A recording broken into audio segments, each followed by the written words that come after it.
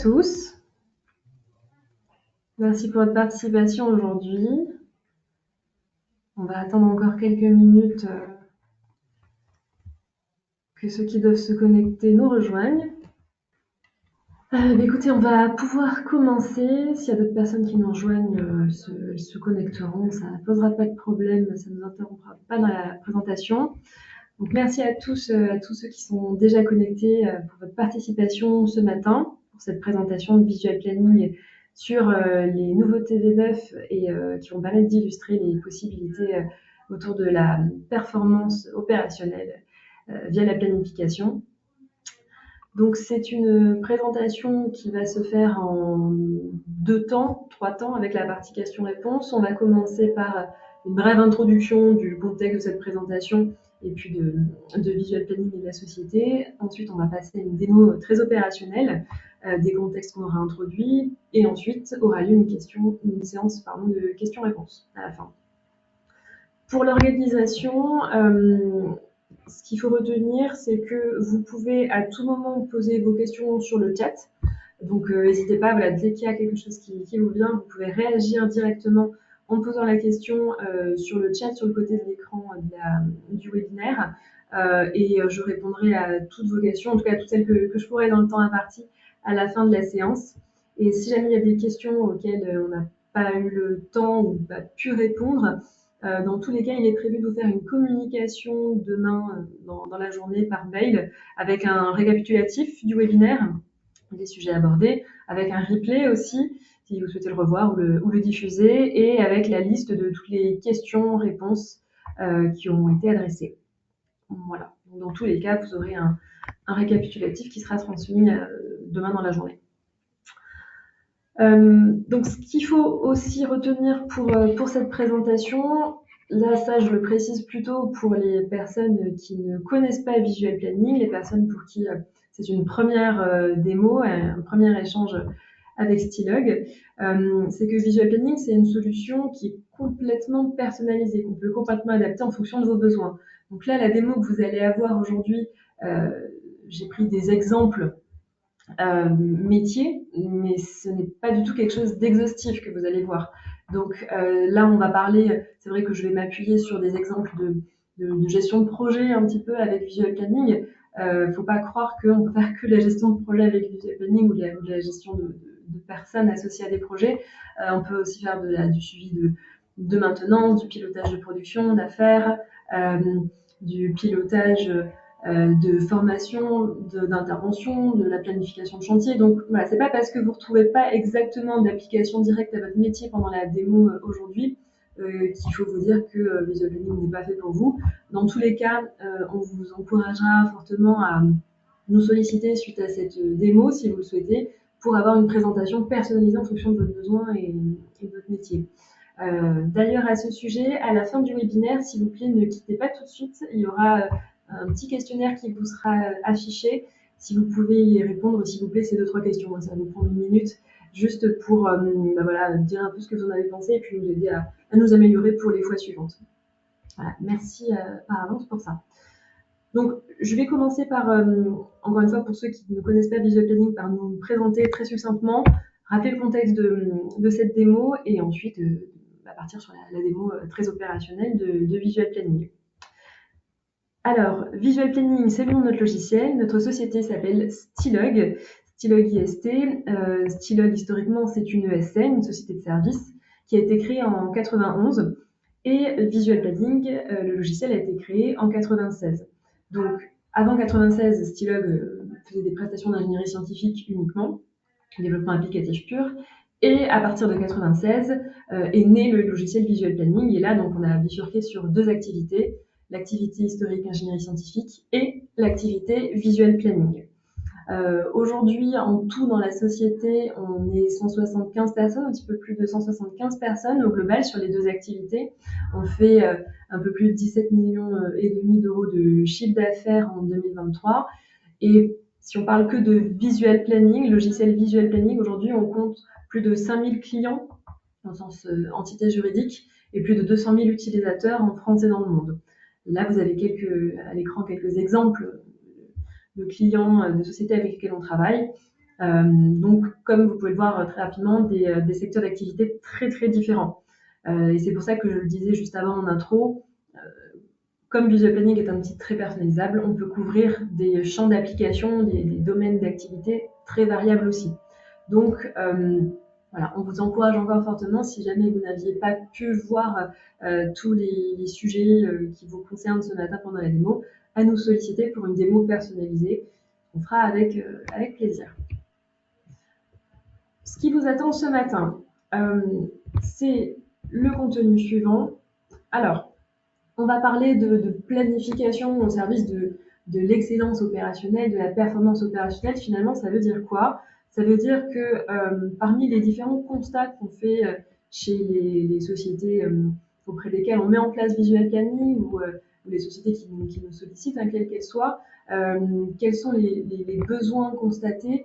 Ce sont les suivants. Déjà, c'est de permettre autant que possible de partager l'information rapidement, simplement, sans avoir à passer par N supports. Aujourd'hui, dans un certain nombre d'entreprises, vous en faites peut-être partie, il y a encore beaucoup d'échanges qui se font par mail, par documents interposés, par transfert de documents. Quand je dis documents, c'est des documents papier, oralement aussi. Et il peut y avoir des déperditions d'informations parce qu'on n'était pas là au moment où il y a eu l'information qui a été communiquée oralement, parce qu'on est passé à côté d'un mail, parce que, bon, différentes raisons. Donc c'est vrai que une des demandes qui revient régulièrement, c'est de pouvoir centraliser l'information, c'est de pouvoir partager autant que possible et aussi rapidement que possible les données, et de permettre aussi de responsabiliser les utilisateurs en leur disant l'information est disponible là, tu as ce qu'il faut pour y accéder, tu as un accès, tu as un compte, et donc la personne peut aller chercher en autonomie l'information qui lui manque, peut aller retrouver en autonomie l'information qui lui manque. Pour autant, même si on sait qu'on a accès à l'information, on sait qu'on peut aller la chercher si on en a besoin, c'est que c'est pas forcément toujours suffisant. Deuxième constat, c'est que aujourd'hui, on a tous beaucoup de mails, beaucoup d'informations, beaucoup de contenu à aller chercher et si on en a besoin. Le fait d'avoir des notifications, le fait d'avoir l'information qui nous est poussée automatiquement, c'est un confort. Et le plus on a la possibilité d'avoir des notifications, là encore filtrées, sur ce qui nous intéresse vraiment et au bon moment, c'est beaucoup plus pratique pour tout le monde. Autre point, dans cette logique toujours de centralisation de l'information, de partage de l'information, c'est sur la partie plus documentaire, où aujourd'hui, bon nombre d'entreprises ont des systèmes de stockage de fichiers, de serveurs de fichiers, avec des arborescences et catégorisation des données qui sont structurées d'une certaine façon. Mais voilà, il faut avoir accès et il faut quelquefois un petit peu chercher dans cette arborescence. Si c'est bien fait, normalement c'est assez simple. Si voilà, le classement est un petit peu plus hétérogène, quelquefois c'est plus compliqué d'avoir N répertoires différents à ouvrir, de ne pas pouvoir rechercher forcément facilement les informations. Donc ça, c'est aussi une demande qu'on a régulièrement. Et dernier point, évidemment, toutes les données de planification, toutes les informations qui sont partagées, toujours dans cette logique de gagner du temps et d'automatiser un maximum les choses, c'est de pouvoir à la fois automatiser autant que possible l'affectation des ressources, dès lors que je sais qui travaille, qui est là tel jour, qui peut travailler sur telle ou telle activité, tel projet, telle tâche, du fait de ses compétences. Je voudrais être aidée aussi pour pas avoir moi à chercher qui je peux affecter, là où finalement j'ai déjà un certain nombre d'informations dans l'application, donc permettre de gagner du temps sur ce plan-là. Et à partir de toutes les informations de documents, de planification, pouvoir en retirer des KPI, des indicateurs que j'ai pas à faire en fin de période moi-même, comme je pourrais le faire sur Excel ou sur d'autres supports. L'idée, c'est que tant que la donnée est présente dans l'application, je puisse finalement juste me connecter aux indicateurs qui ne sont que le reflet de cette donnée. Et tout ça dans l'optique, encore une fois, d'éviter de passer trop de temps, d'éviter de la ressaisie et de bénéficier d'indicateurs ciblés et remplis automatiquement en fonction de ce que j'ai besoin de voir à l'instant T. Voilà un petit peu le postulat, voilà ce qu'on va couvrir en termes de périmètre ce matin. J'ai choisi d'aborder la présentation de ces différents points et l'illustration de la réponse à donner avec Visual Planning sous la forme d'une application de suivi de projet, parce que c'est ce qui me paraissait le plus parlant pour un maximum d'entre vous. Après, voilà, encore une fois, ça peut être extrapolé sur des affaires, des prestations, des travaux, quels qu'ils soient. Voilà. Donc, on va parler évidemment des possibilités avec Visual Planning, mais aussi des possibilités avec la version 9 de Visual Planning. L'idée aujourd'hui, c'est donc pour ceux qui découvrent Visual Planning, forcément, peu importe la version, finalement, vous allez découvrir les fonctionnalités. Pour ceux qui connaissent déjà Visual Planning, c'est d'illustrer de façon complémentaire, si vous avez déjà une présentation de la V9 ou une nouvelle, si c'est une première pour vous, les possibilités avec un certain nombre de nouvelles fonctionnalités de la V9. Au niveau de la mise en œuvre de Visual Planning, pour ceux qui ne nous connaissent pas encore, donc c'est une application qu'on va paramétrer en fonction de vos besoins, d'un cahier des charges. Donc pour ça, on a besoin évidemment de comprendre quelles sont vos attentes. Une fois qu'on se met d'accord sur un périmètre projet, puis un budget, un délai, un consultant et un expert Visual Planning est dédié à votre projet et vous contacte pour planifier les différentes étapes de réalisation qui sont les suivantes. Une réunion de lancement, d'analyse, de démarrage, des rédactions de spécifications si nécessaire, et puis ensuite des points de validation intermédiaires, c'est-à-dire que le consultant nous réalise le paramétrage et dès qu'il a avancé quelques jours de paramétrage, il vous fait une présentation pour que vous puissiez voir son avancement et puis faire des correctifs ou des retours si nécessaire. Il avance quelques jours, il vous fait des points de présentation, voilà, tout ceci à plusieurs reprises. Et une fois que la solution est avancée, que le paramétrage est avancé à 80-90%, il vous fait une prise en main pour que vous puissiez tester la solution paramétrée jusque-là. Vous faites des retours de test, voilà, questions-réponses, et il réalise ensuite les derniers ajustements, vient vous présenter la solution finalisée, vous forme et vos utilisateurs, et ensuite vous pouvez l'utiliser. Donc voilà un peu la démarche projet très, très condensée, hein, très succincte d'un projet Visual Planning. Mais voilà, il y a une démarche d'accompagnement, de paramétrage qui est nécessaire pour mettre en place, et de formation, pour mettre en place Visual Planning dans votre structure. Visual Planning peut se mettre en place soit en mode cloud, donc là c'est Stylog qui réalise l'installation et les mises à jour, vous avez juste, entre guillemets, avoir une connexion Internet pour utiliser l'application.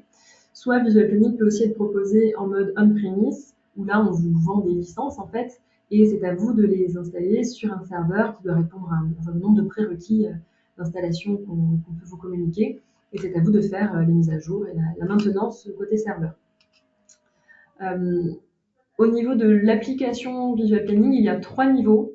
Il y a VP-Desk, qui correspond aux 3 icônes que vous voyez, VP-Desk, VP-Portal, VP-Go. VP-Desk est l'application PC desktop de Visual Planning sur lesquelles il y a l'intégralité des fonctionnalités. C'est par celle-ci que je vais commencer la démo. Deuxième niveau d'application, on a une application web qui s'appelle VP Portal, qu'on peut lancer depuis un navigateur, qui permet d'avoir accès aussi à tous les plannings, de construire les plannings, de les modifier, de les compléter. Il y a un peu moins de fonctionnalités que sur le VP Desk, mais on pourra en reparler des différences. Et troisième niveau d'application, on a l'application smartphone qui s'appelle VP Go. Donc ce matin pour la démo, on va parler principalement de VP Desk et de VP Portal. On va pas voir VP Go, mais encore une fois, si c'est quelque chose qui vous intéresse, n'hésitez pas à nous solliciter par la suite pour qu'on organise une démo personnalisée. Donc on va aborder le client riche de Visual Planning et l'application full web. Parmi les fonctionnalités V9, là c'est un peu un focus pour ceux qui connaissent déjà Visual Planning, les fonctionnalités V9 qu'on va illustrer principalement ce matin, c'est VP Documentum, donc la nouveauté de gestion documentaire avec Visual Planning, l'affectation automatique de ressources, ça il n'y a rien de mieux pour en parler que de vous montrer, la notion de notification push, notamment dans le VP Desk, et toutes les nouvelles possibilités avec VP Portal, l'application full web, donc qui s'étoffe de version en version. Donc on va voir qu'est-ce que ça permet de faire de plus aujourd'hui. Écoutez, je vous propose qu'on embraye directement sur la démo. J'affiche Visual Planning à l'écran, le VP Desk, hein, l'application desktop donc, de Visual Planning. Alors, ce que vous voyez ici, c'est l'écran d'accueil quand je lance mon Visual Planning, donc l'écran qu'on appelle le dashboard. Le dashboard, c'est un ensemble de widgets. Toutes ces petites cases-là que vous voyez à l'écran, ce sont des widgets, et qui est donc complètement paramétrable. Ce dashboard peut être différent selon le profil de l'utilisateur qui se connecte. C'est-à-dire que voilà, si je suis rattachée à un profil chef de projet, je peux avoir un dashboard présenté d'une certaine façon. Si je suis un collaborateur participant sur un projet, je peux voir le dashboard d'une autre façon. Et je peux aussi conditionner le contenu de l'affichage des widgets à mon profil. Par exemple, là, je suis connectée en tant que chef de projet, je vois toutes les prochaines échéances des projets. Je pourrais très bien ne voir que les prochaines échéances des projets qui me concernent, ou bien les tâches seulement de mes projets, voire que mes tâches. Voilà. Donc, on a différents éléments bon, de météo, d'indicateurs, de charges, de montants. On peut aussi avoir des indicateurs des KPI hein, qu'on affiche qui sont calculés en dynamique, la liste des personnes absentes. Bon, tout ça, c'est encore une fois entièrement personnalisable. Ce serait à vous de nous dire quelles sont les informations clés que vous voulez qui s'affichent à l'écran au lancement de Visual Planning. Et ici en haut à droite, j'ai également des raccourcis vers mes affichages favoris qui me permettent de naviguer parmi les différents affichages de mon Visual Planning. Donc on va aller sur le premier. Et ici, je retrouve donc une vue projet avec différents affichages de part et d'autre de cette vue centrale. Donc, une petite précision juste avant d'avancer. Tout ce que vous voyez en termes de disposition, de contenu, d'icônes, d'intitulés, des barres de durée, tout ça est entièrement personnalisable. Ce que vous voyez là encore une fois est une démo, est une proposition en fait de rendu visuel avec Visual Planning.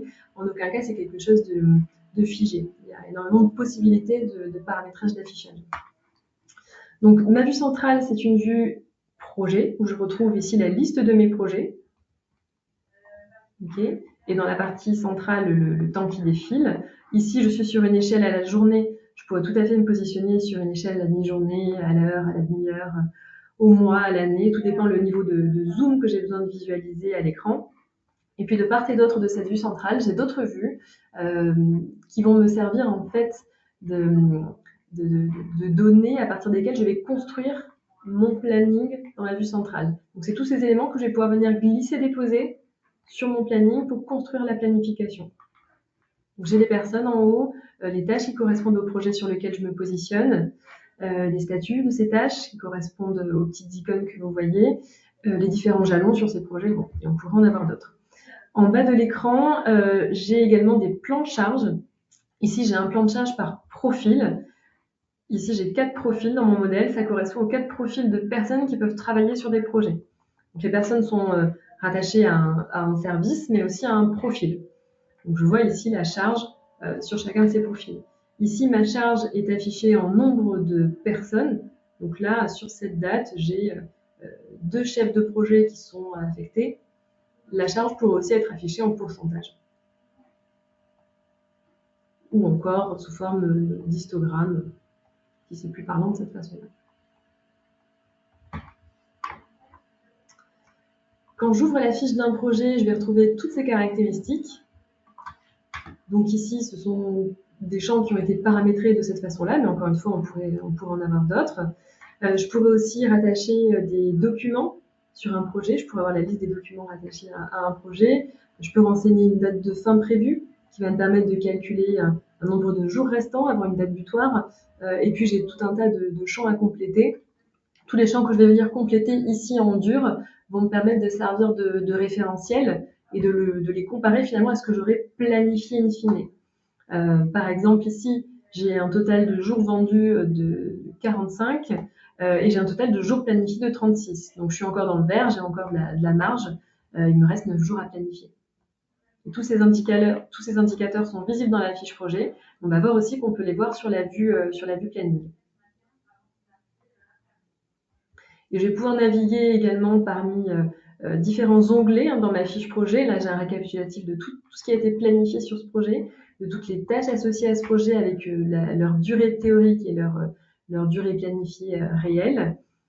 Idem pour les jalons de mon projet. Et j'ai également une fonction commentaire qui n'est pas une fonction V9, qui existait auparavant, qui me permet de saisir un commentaire sur un projet en l'occurrence, et de permettre ensuite aux autres utilisateurs d'être notifiés visuellement quand j'ai renseigné un nouveau commentaire par une petite barre. Donc là, j'ai changé d'utilisateur pour vous montrer le dynamisme et la synchronisation des informations renseignées. Donc là, je vois une petite barre, ce qui me permet de dire, OK, donc il y a eu une modification, il y a eu un commentaire saisi sur ce projet, et je peux aller en prendre connaissance.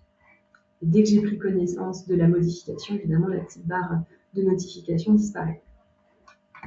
Donc on va créer un nouveau projet, on va réaliser la planification. Donc pour créer un projet, je viens compléter ma fiche projet. On peut tout à fait avoir des champs obligatoires, des champs dont on peut forcer la saisie, sans quoi on ne peut pas valider la création du projet. Moi, ce n'est pas mon cas. Ici, je peux créer, je peux saisir, compléter certains champs ou non. Là, je vais mettre une date butoir. Un certain nombre de jours vendus, par exemple. J'ai la somme qui se fait automatiquement. Voilà. Okay. Donc, mon projet est créé.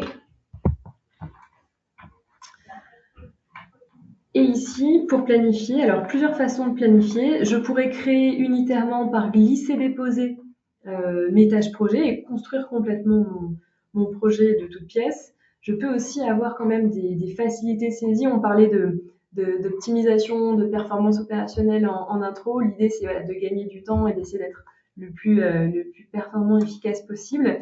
Donc, j'ai ici en haut à gauche des modèles de projets que j'ai créés. Donc, l'idée, c'est d'avoir, vous pouvez tout à fait avoir une bibliothèque de modèles. Moi, j'en ai assez peu, mais on peut tout à fait les classer, les catégoriser. Et l'idée, c'est d'utiliser un modèle et de le dupliquer. Plutôt que de construire un planning d'un projet de toutes pièces, pouvoir répliquer un modèle qui inclut un certain nombre d'opérations, d'enchaînement de tâches. Et également, dans mon modèle, j'ai des besoins par profil. Donc, je vais ouvrir un modèle pour qu'on voit plus précisément de quoi je parle. Donc là, je suis sur un affichage, je vois que mes modèles. Et là, je vois qu'un modèle donc, est composé d'un enchaînement d'étapes avec des besoins. Donc, par exemple, pour l'étape développement servette, j'ai besoin d'un ingénieur. Je ne sais pas encore qui, je sais juste que j'ai besoin d'un profil ingénieur. Et j'ai différentes étapes qui sont liées avec des jalons. Voilà. Donc, ça, c'est mon modèle. Si je reviens maintenant sur la planification de mon projet, je vais utiliser mon modèle, donc je vais le glisser-déposer. Je peux le glisser-déposer soit à la date à laquelle je souhaite démarrer la planification, soit à la date à laquelle je souhaite terminer ma planification. Donc, soit je peux le positionner en planification, soit en rétro-planification. Là, j'ai positionné mon modèle et vous allez voir, ça va assez vite. Qu'est-ce qui s'est passé? Donc là, c'est la nouvelle fonction V9 qui, en plus d'utiliser un modèle de projet, donc de glisser-déposer et d'avoir l'enchaînement de tâches qui se propagent automatiquement, là, ce qui s'est passé, c'est que Visual Planning a directement affecté une personne disponible et compétente pour cette tâche-là. On voit qu'il y a une tâche, en l'occurrence développement servlet, là, qui n'a pas pu affecter. C'est que vraisemblablement, il n'y a pas d'ingénieur qui peut réaliser cette tâche à cette date-là. Donc là, tout s'est fait automatiquement parce que dans cet exemple, j'ai un paramétrage de la fonction d'affectation par contexte d'import de ressources, ça s'appelle, qui me permet, à partir des données du modèle et des besoins exprimés dans le modèle, de voir qui sont les personnes que j'ai de disponibles à ces dates-là et qui correspondent au profil requis pour réaliser cette tâche-là. Donc automatiquement, les tâches ont été affectées à à différentes personnes. Et si jamais certaines tâches n'ont pas pu être affectées, ben, c'est que malheureusement, il n'y avait pas de ressources à cette date pour honorer cette tâche. Donc là, après, différentes actions possibles. Soit je décale, soit je fais appel à des personnes en dehors de mon équipe. Tout ça, pour ça, il y a tout un tas de possibilités avec Visual Planning. On peut notifier, par exemple, le besoin d'une ressource en dehors de son équipe ou de son service auprès d'autres équipes ou d'autres services. On peut faire une demande de prêt de personnel. On peut juste venir changer le statut et dire affectez-moi quelqu'un, et là les personnes des autres services voient la demande entre guillemets et peuvent venir affecter une personne de leur équipe s'ils en ont de disponible. Voilà, il y a plusieurs solutions.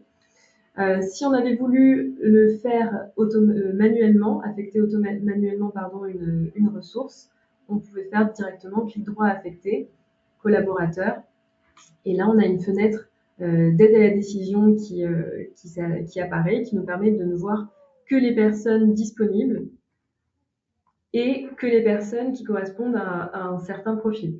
Donc là, on voit bien que ingénieur, c'est vide malheureusement. Donc c'est que effectivement, j'ai pas d'ingénieur disponible à cette date. Donc voilà ce que je voulais illustrer ici, c'était la fonction d'affectation automatique par contexte d'import de ressources, qui me permet quand même de gagner un temps considérable, puisque contrairement à auparavant où je devais glisser, déposer le modèle et ensuite faire mon fameux clic droit affecté et voir qui j'ai comme ingénieur disponible ou technicien disponible ou personne disponible, et ensuite appliquer différents filtres dans ma fenêtre d'aide à la décision. Et bien maintenant, je peux avoir une affectation automatique, ce qui permet quand même de gagner un certain temps. Tant qu'on parle d'automatisation, ceux qui connaissent un petit peu le contenu de la V9 s'attendent peut-être à ce que je parle de la nouveauté VP Automation. Juste pour faire un rapide teasing, c'est une fonction qui permet de faire une proposition de planning automatisée en fonction de différentes contraintes qu'on aura paramétrées. C'est pas le sujet aujourd'hui, puisqu'il y a un webinaire dédié sur VP Automation qui vous attend dans quelques semaines. Donc moi, j'en parlerai pas. Je vous parle juste de la fonction d'affectation automatique par contexte d'import de ressources qu'on vient de voir. Mais sur VP Automation, voilà, vous aurez un webinaire dédié à ce sujet. Mais donc on n'en parlera pas plus ce matin. Ensuite, pour tout ce qui va être des petites facilités de planification, d'affectation, de la décision, et puis des alertes aussi, on va voir une première chose. Donc déjà, si j'essaie de planifier une tâche sur une personne, alors que elle est déjà occupée à ce moment-là, qu'elle a déjà autre chose, alors je peux le faire dans l'absolu, mais je peux me heurter à ce type de contraintes. Alors moi, dans mon modèle, je n'ai pas interdit la double affectation, c'est-à-dire qu'une personne peut tout à fait travailler sur 2 projets en même temps, c'est juste que potentiellement, elle va répartir sa charge et son temps entre les deux, mais je peux tout à fait affecter une personne sur 2 tâches projets en même temps.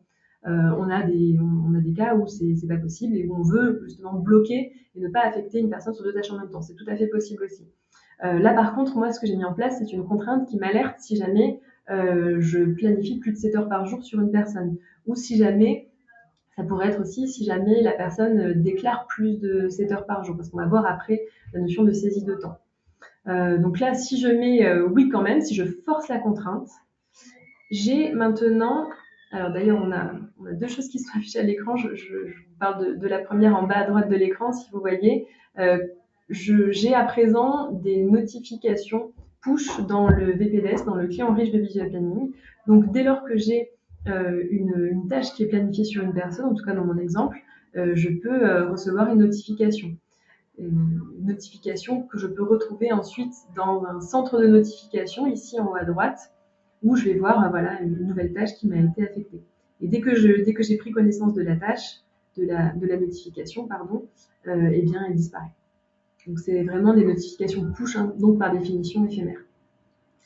Et la deuxième chose qui s'est produite, c'est que j'ai une petite icône qui est apparue dans la barre de durée pour m'alerter du fait que j'avais outrepassé une règle, j'avais forcé un conflit.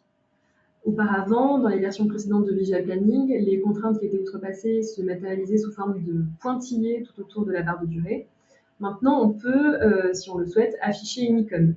Et on peut avoir une icône différente par type de contrainte. Par exemple, moi, c'est si je ne respectais pas 7 heures par jour, on pourrait avoir une autre icône si jamais j'avais forcé l'affectation de Tiffaine sur une tâche alors qu'elle était absente, par exemple. Et je peux retrouver la liste de mes conflits dans un onglet, par exemple, conflits, où je vois toutes les contraintes que j'ai forcées.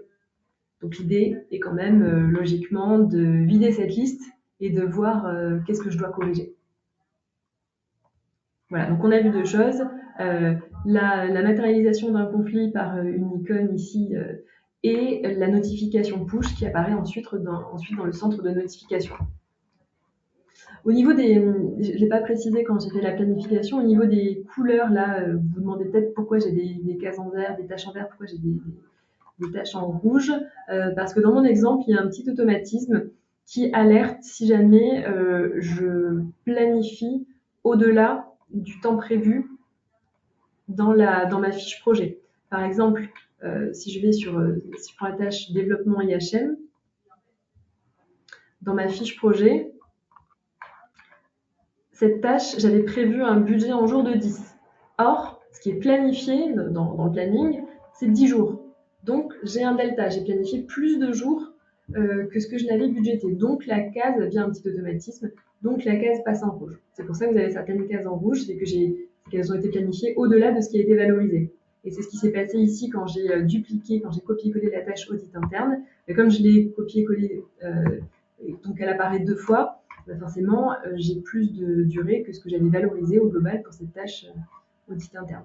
J'avais mis 7 et finalement j'ai un total de 8, donc j'ai une alerte visuelle. Voilà pour ça. Et au fur et à mesure de toutes les modifications que je vais pouvoir faire, de tous les ajustements que je vais faire au niveau de mon planning, je vais avoir mes indicateurs en bas d'écran, mes plans de charge qui vont pouvoir se mettre à jour. Donc là, je suis plutôt dans le vert, j'ai pas de suraffectation. Mais si jamais je dépasse les 100% de charge, si jamais j'affecte des personnes en doublon et au-delà du quota maximum par jour, je vais avoir des cases qui vont changer de couleur et m'indiquer des éventuels goulots d'étranglement et donc action de lissage de charges à réaliser. Donc voilà, on a vu la partie planification des activités, planification des projets. Maintenant, si on parle de documents, donc on peut tout à fait stocker les documents dans le projet ici, document projet. Là, je peux faire rattacher un fichier, aller chercher un fichier sur mon PC ou dans les répertoires de mes documents, mes serveurs de stockage de documents. Une nouveauté qu'on a mis en place, c'est donc la fonction VP Documentum qui me permet de centraliser ces documents parce que effectivement, jusqu'à la version 8, eh bien, les documents étaient soit dans le projet, soit dans la tâche, soit dans différents objets de Visual Planning, mais finalement, cette centralisation manquait un petit peu. Il fallait ouvrir chaque objet, chaque projet, chaque tâche, chaque personne pour retrouver le document associé. Donc maintenant, avec VP Documentum, on a la possibilité de centraliser ces documents et de les catégoriser, de définir des catégories. Après, il y a d'autres fonctions aussi, comme convertir les fichiers en images, en PDF, les PDF en PDF-A. On peut maintenant signer aussi uniquement les PDF et les signer également électroniquement, sous réserve qu'il y ait bien un certificat déclaré au niveau de l'admin center en préalable. Mais voilà, on peut créer donc des catégories, les faire vivre, et puis donc retrouver les documents plus facilement, y associer également un auteur et un numéro de version et une date de dernière modification, une date de création. On peut y rattacher des tags, des mots-clés, tout ça encore une fois pour les rechercher plus facilement. On a des filtres dynamiques qui sont disponibles soit sur les mots-clés, soit sur les types de fichiers, soit sur les types de catégories, soit sur une période, ce qui permet de rechercher plus facilement des informations et de s'y retrouver un peu dans toute la base documentaire. Voilà, donc ça c'est encore une fois quelque chose qui va permettre de gagner du temps et de centraliser l'information, là où auparavant c'était stocké de façon un petit peu plus hétérogène. Je peux rajouter une nouvelle version comme ceci en faisant clic droit, ajouter une nouvelle version. Je peux aussi mettre à jour le fichier courant. Et pour rajouter une catégorie, je peux juste faire le bouton droit, rajouter une nouvelle catégorie et compléter un certain nombre de critères pour caractériser cette catégorie. Donc voilà pour les fonctions de VP Documentum. Encore une fois, ça n'empêche pas de retrouver les informations, les documents du projet dans la fiche projet ou dans les différentes tâches du projet. Ça permet seulement de les centraliser, de les rechercher plus facilement. Donc, jusqu'à maintenant, on était donc dans l'affichage VP Desk, dans un affichage qui est à destination des personnes qui vont piloter, gérer les projets. Maintenant, on va aller sur un deuxième niveau d'application dont je vous parlais en intro, qui est donc le VP Portal, qui est peut-être plus à destination des utilisateurs qui vont devoir voir leur projet, voir leur planning, compléter différentes informations, peut-être modifier des opérations et saisir leur temps. Voilà, faire des demandes d'absence, bon, tout ce qui va être plus de la modification plus individuelle peut-être des projets. Donc, je me connecte au VP Portal avec identifiant mot de passe. Donc là, vous voyez, je suis sur un navigateur.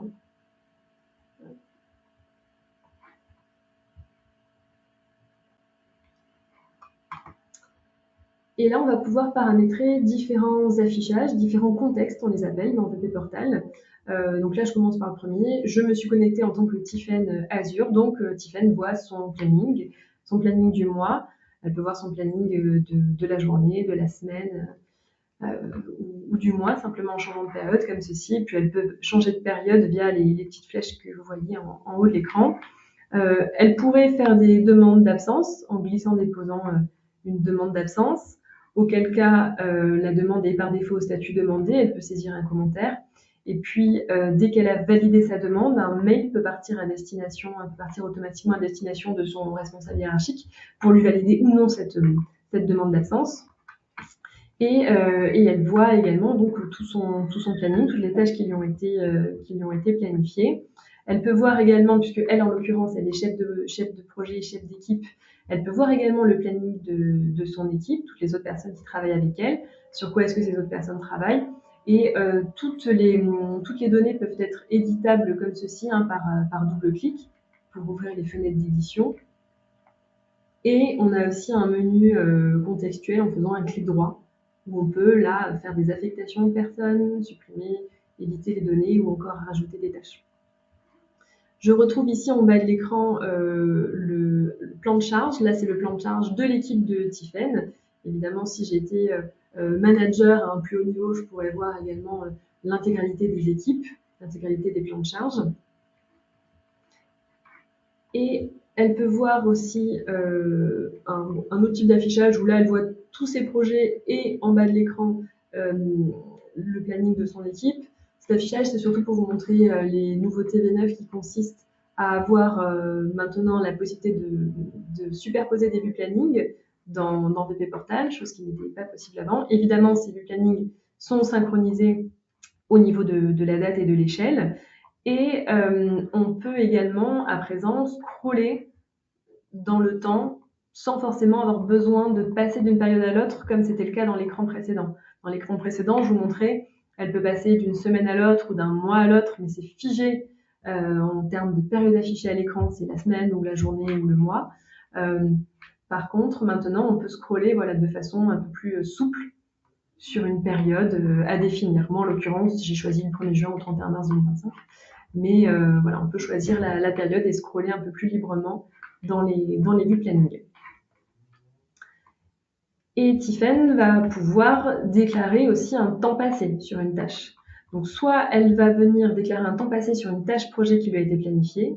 Si jamais elle veut déclarer du temps passé sur une tâche sur laquelle elle n'a pas été planifiée, puisque ce n'était pas prévu qu'elle travaille dessus, mais elle veut quand même pointer parce que elle a travaillé ce jour, eh bien, elle peut tout à fait venir glisser-déposer comme ceci une tâche qu'elle va retrouver dans la liste de droite. Alors, soit elle peut venir rechercher comme ceci dans la liste, soit elle peut utiliser les fonctions de recherche pour aller plus vite.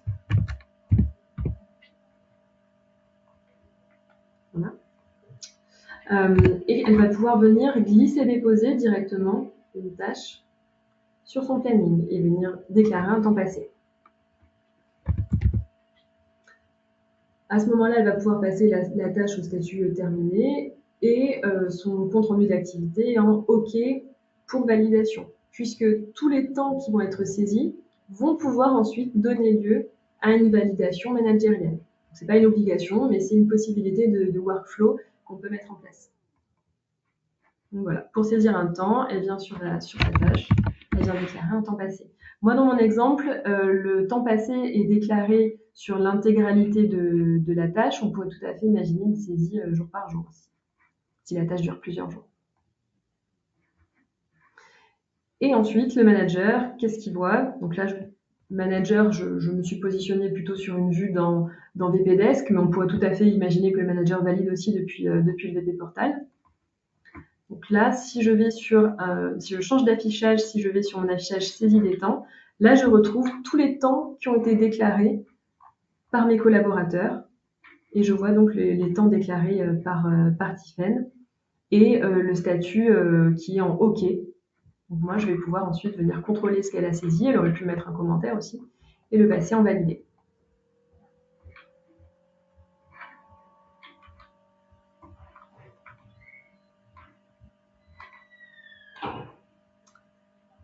Donc voilà pour VP Portal. Donc retenez que VP Portal s'étoffe de plus en plus, y compris avec la 9. On peut maintenant aller de plus en plus loin.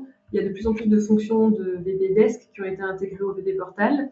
VP Portal a quand même des limites par rapport à VP Desk, puisque VP Desk reste le niveau d'application le plus puissant. Je ne vais pas vous les détailler ici parce qu'on va passer à la séance de questions-réponses dans quelques instants. Mais on pourra en reparler soit de façon individuelle ou pendant la phase questions-réponses si ça fait partie de vos questions, bien évidemment. Je vous montre juste, alors ça c'est plus pour ceux qui ne connaissent pas encore bien Visual Planning, c'est les autres possibilités d'affichage. Évidemment, on a des vigantes, évidemment, on peut mettre en place un chemin critique avec Visual Planning. Et surtout, on va pouvoir faire des reporting, des KPI, qui ne sont finalement, comme je le disais en intro, que le reflet des données présentes dans l'application. Donc là, j'ai tous mes projets dans la partie en haut à gauche, et quand je clique sur un projet, je vois les indicateurs qui se mettent à jour. Donc là, j'en avais fait quelques-uns, des comparatifs d'heures prévues, d'heures planifiées et de temps déclarés. Donc j'ai assez peu de temps déclaré puisque ce projet, en l'occurrence, n'a pas commencé encore depuis très longtemps et qu'il y a assez peu de temps pointé par les collaborateurs. Le chiffre d'affaires ventilé par semaine, donc ça c'est en fonction, c'est cumulé et c'est en fonction des personnes qui vont travailler sur ce projet et du taux journalier associé à ces personnes. Puis après une comparaison de rentabilité, chiffre d'affaires et puis les coûts associés à ces personnes. Tous les indicateurs, on peut les afficher sous forme de tableau ou de graphique. On peut aussi les exporter en faisant un copier-coller directement vers Excel si jamais ils sont mis sous forme de tableau. Et dernier point sur la partie export de données, il est possible d'exporter des données, donc ça c'était déjà le cas dans les versions précédentes de Visual Planning, mais depuis la 9, on peut exporter des données avec des filtres dynamiques. Donc c'est-à-dire que là, auparavant, je faisais exporter des ressources et j'avais directement mes propositions de contexte d'export de données. Maintenant, je peux choisir des filtres sur ces exports de données. Et ensuite, ça va se déposer dans mon fichier CSV ou selon l'export que j'ai paramétré. On va s'arrêter là pour cette présentation, pour laisser quand même un petit peu de temps pour la phase questions-réponses. Donc, ce que je vous propose, c'est de quitter le partage d'écran. Enfin, je vais quand même laisser Visual Planning ouvert pour illustrer peut-être les réponses, mais je vais aller sur la fenêtre GoTo pour voir les différentes questions qui ont été posées. Alors, première question.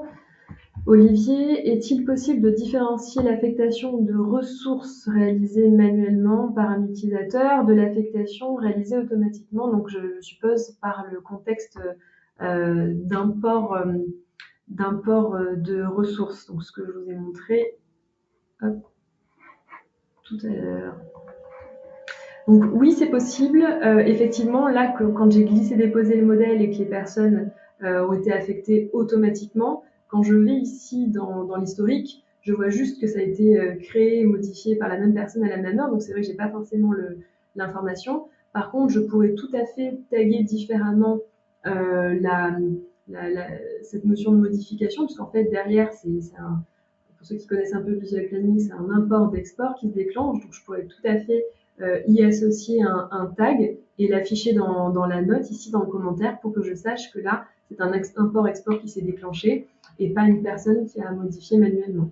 Donc oui, ça c'est possible.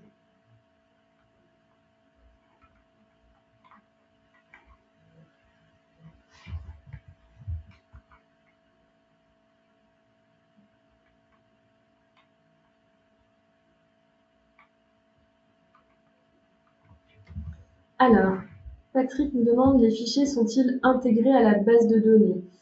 Alors, à la base de données de quoi? Je pense que vous voulez dire, est-ce que c'est stocké dans Visual Planning ou sur le serveur? Euh, alors, en fait, les documents sont stockés, ça dépend du choix d'upload que vous faites.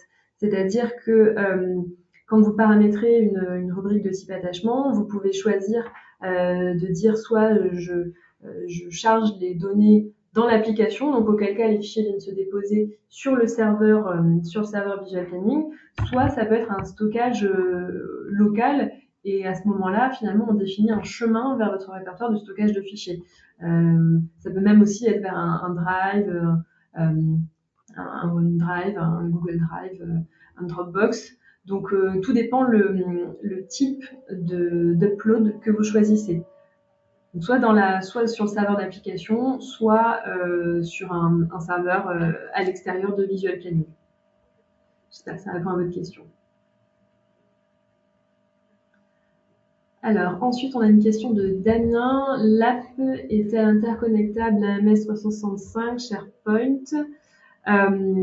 Alors, on peut connecter Visual Planning, je suppose que c'est pour le stockage de documents. On peut connecter Visual Planning à un Drive.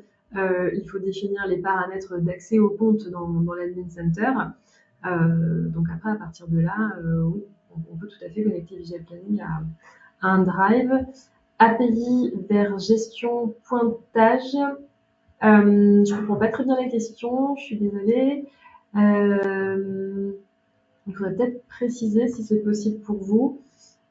En tout cas, la partie pointage qui est faite avec Visual Planning, ça reste de la donnée qui est saisie dans Visual Planning, donc qui est exploitable, qui est disponible via l'API. Donc si c'est une information que vous avez besoin d'exporter ou d'interconnecter avec une autre application, c'est possible, c'est utilisable via l'API. Après, si votre question c'est si le pointage on le fait ailleurs, est-ce qu'on peut le récupérer dans Visual Planning via l'API? Dans l'absolu, c'est possible aussi.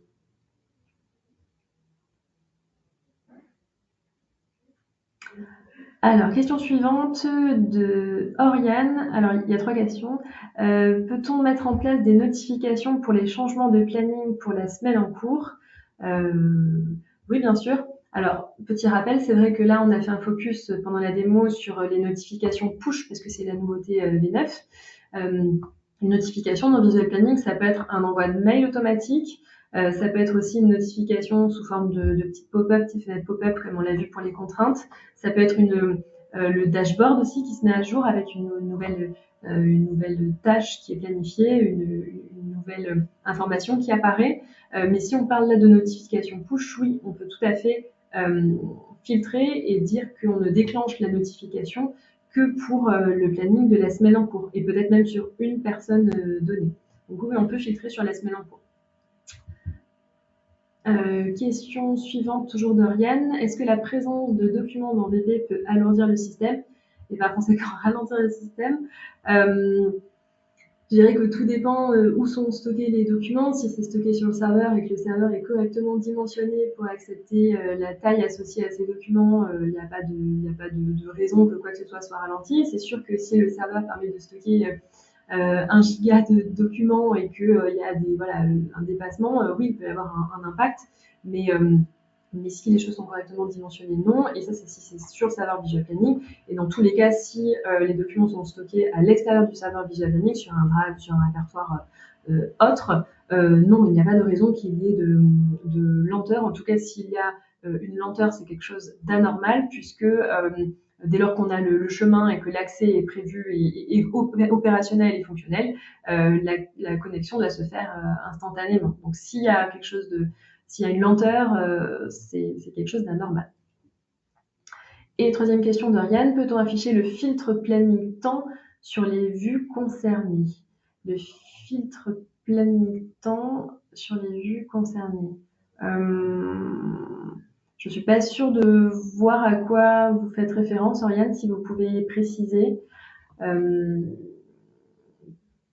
Parce que logiquement, les filtres, si ce sont des filtres d'événements, on peut les afficher sur toutes les vues qui contiennent des événements, toutes les vues planning.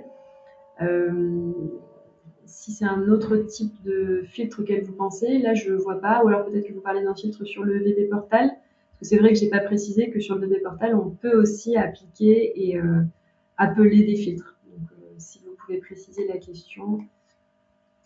Prochaine question de Léane, donc maintenant, pouvez-vous nous dire s'il est possible d'ajouter des tâches et des projets sur la version VB Portal, ou cela ne se fait que via VB-Desk? Donc merci, la très bonne question, puisqu'effectivement, je vous confirme qu'on peut tout à fait créer des projets, créer des tâches projets, planifier depuis VB Portal. On n'est pas obligé de faire ça, d'être sur VB-Desk pour faire ça. Donc oui, c'est tout à fait possible. Damien nous demande workflow de validation de documents. Oui, c'est une bonne question. Alors, aujourd'hui, dans VP Documentum, dans cette fonction telle quelle, on n'a pas la notion de validation de documents.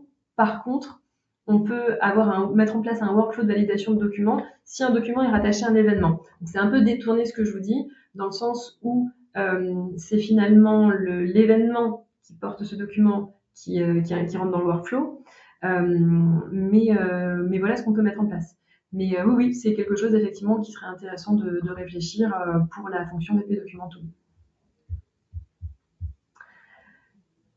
Et donc l'heure tourne, donc on va prendre une dernière question pour clôturer ce webinaire.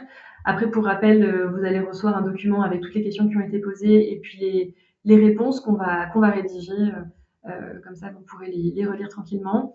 Donc, dernière question de Corentin. Quel est le temps moyen de mise en place de visual planning pour une entreprise de 1000 personnes, par exemple?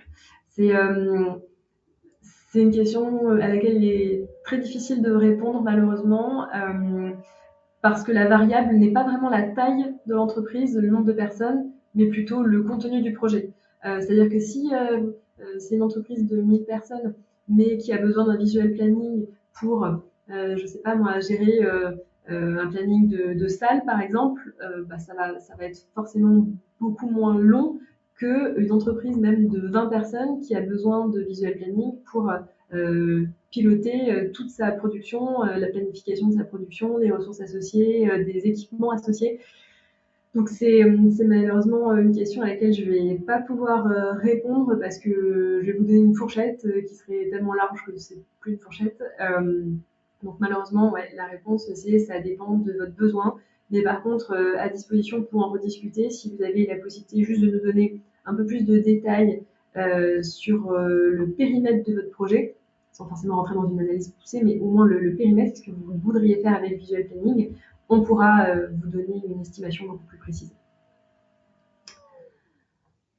Ok, écoutez, ce webinaire touche à sa fin. On a beaucoup de questions, d'autres questions. Je suis vraiment désolée pour les personnes à qui on ne peut pas répondre, mais voilà, dans le respect du temps de tous et du temps qu'on avait prévu pour ce webinaire, on va devoir s'arrêter là.